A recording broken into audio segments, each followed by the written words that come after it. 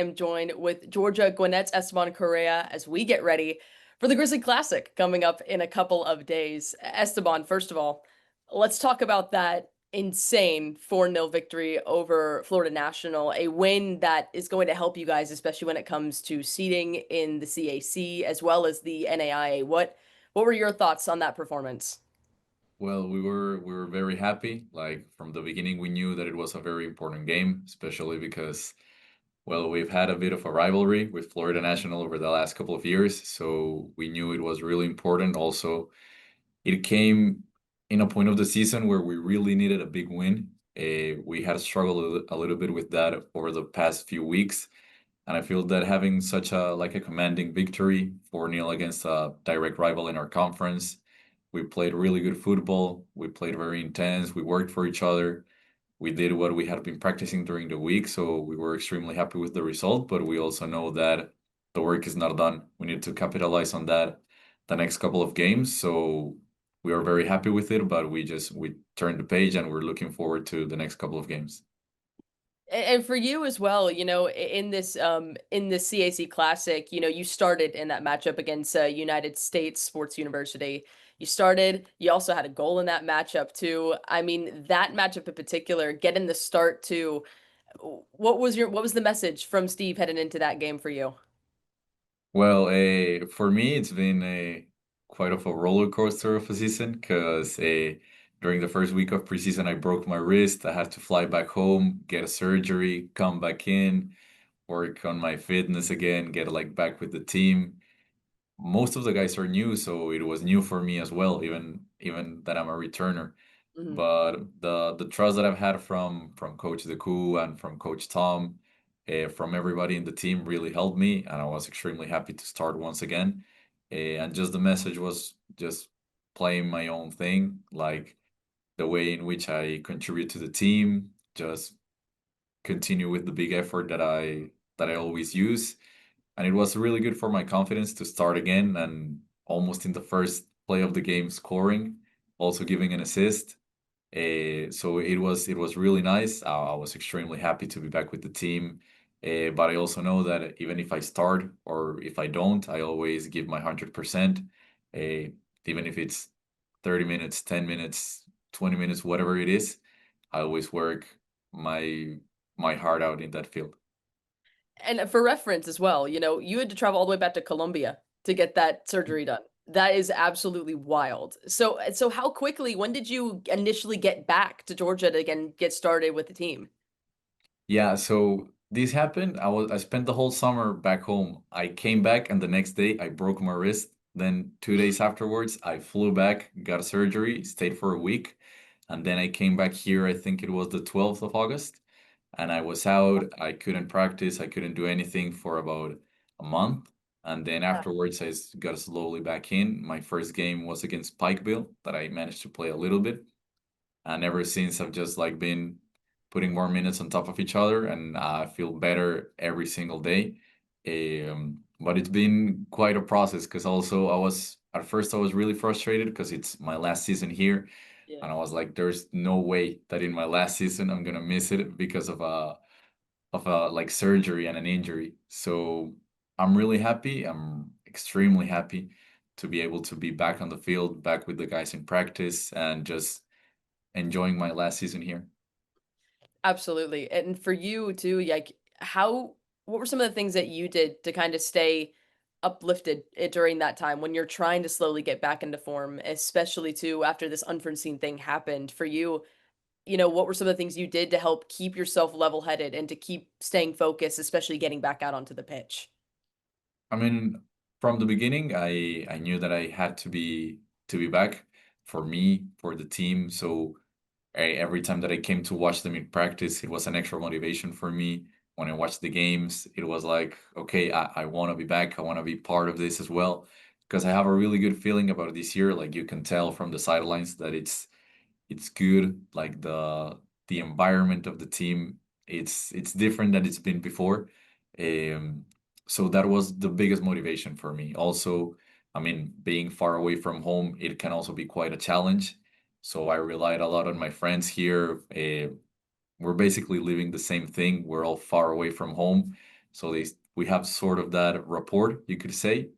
So they were a really big influence in that, in keeping my head up, always focused, always on getting back as quickly as I could. Yeah. And you guys have the Grizzly Classic this weekend. And I agree with you because I think from watching the last couple of games and just being on the call for a lot of them, watching this team in particular, it's so fun, I think, watching because you've so many players who are international from so many different countries, and they come together and it just creates beautiful football on the field. And, for you connecting to some of these newer guys that have come in and also players that you've continued to play with throughout the year, how has it been connecting those dots and seeing everything kind of come together, especially I think in that matchup against Florida National? Yeah, I mean, it's surprising how easy it is, because if you take into account we basically have people from every single continent on our Yeah. team, and you could say like we're completely different. There's no way we could like bond. But the team this year, it's we're very close with each other. We really get along on the field. I think one extra positive that we have is that the squad is very, very deep. We have a lot of options in every single position. So not only the starters that are doing an excellent job, but also whoever is coming off the bench is doing a great job as well. Mhm. So in that sense, everybody has like their own way of viewing football. Everybody has a different way they were brought up. They learn differently how to play the sport, and I think that's very good for us because we have players for every single type of moment of the game, and sort of that difference that everybody has with each other, it's also a positive because it blends together very, very well. Yeah. And we'll move on to that matchup against the Grizzly Classic. It's two matches on Thursday, Friday. You have Florida College first, then you have Talladega. Talladega, though, is the one that I want to focus on because that one is senior day. In these two matches in particular, for you, I mean, what does it mean to you to have this senior day, to be represented as a senior, and being able to go out in this Grizzly Classic in your last season and show out? Real, if I'm being completely honest with you, it hasn't totally like Hasn't hit you yet. I haven't realized it quite yet. For me, it's insane to think that I'm already having my senior night. Not only here, but also in my last school when I transferred, I was watching the senior days. I was seeing how they clap for people when they received the poster, everything, and I just thought it was so far away from me. And being here right now, knowing it's my turn, it's crazy to think how fast time went by. I I think not even during the senior night, I'll be like fully aware that it's my senior night, but it's a great feeling because I'm really happy with what I've done here and in my 4 years, almost 5 years here in the US playing soccer. Eh, and honestly, I just wanna like have my teammates be there for me during that day. I really want to win. It would be lovely to sort of close up the senior night with a win. Also, our last home game of the regular season, it's the senior night. So we really need that. I think it's going to be really good for the team. So I'm just expecting to be a magical night for all of us. Uh, but it's just like really confusing for me because I really haven't realized quite yet that it's my senior night. And, for you collegiately, how has it been watching your career since from when you were a freshman all the way up until now? How have you seen yourself grow tremendously? I think not only on the field, but also off of the field too. I think that if I looked at myself when I was 18, just fresh off the plane in West Virginia, and I see myself now, we're completely different people. Just the whole experience of being a college athlete has shaped me incredibly, both the student part and the athlete part. I've grown quite a lot, and it's all because of the people that you meet here. Everybody that you interact with, they shape you in Mm. a bigger portion or a smaller portion, but everybody, like, it gives you that part. But it's crazy to think how slowly you change, and I think it's the same for us seniors, not only me, but also the juniors, the sophomores, the freshmen. They're in their own part of the path, and they're slowly getting there, and everybody's having like that shift in the way that they are. And I think that being a college athlete, also being an international, it makes you mature a lot. when I came here, I was a spoiled child. I was always back home in my parents' house. I was like, it was my comfort zone. I really never had a big challenge. And when I came here, 18 years old, away from my house, away from everything, just like getting to speak English a little bit better. When I first came here, it was a disaster. I really didn't speak the language that well. So I think that experience has not only been for me, but for everybody that's international and it's getting there slowly to their senior year. And it's just amazing to know how much you change for better. I want to move ahead to get to know you a little bit more as well. Hey, it's senior night, it's senior week for you as well. You haven't felt it yet, and we're not going to make you feel it yet because there's still a whole lot of work to do on the field. But Yeah. I do I want to don't do want to feel old. I don't want no, to feel old. we got you. Don't worry, we got you. What I want to do is I want to get to know you a little bit better. I do a segment on SDH called Box to Box.